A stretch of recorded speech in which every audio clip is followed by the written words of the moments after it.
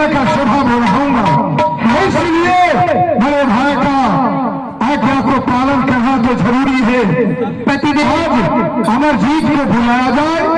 एक बात आपको हमें डर भी लग रहा है कहना। क्या? मेरा दिल बहुत घबरा रहा है पतिदेव। किस लिए? सब तो अपने महल में है, हमारी बेटा अमरजीत कुमार नजर नहीं आ रहा है पतिदेव।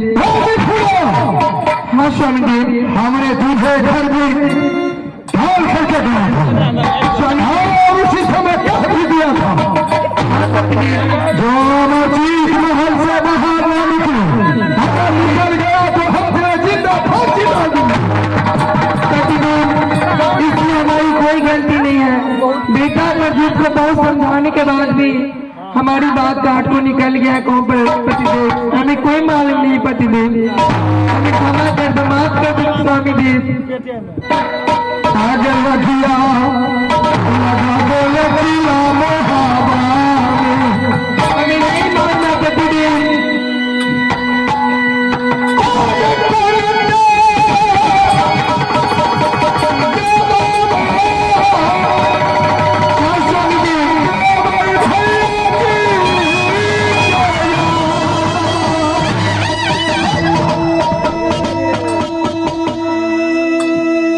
आज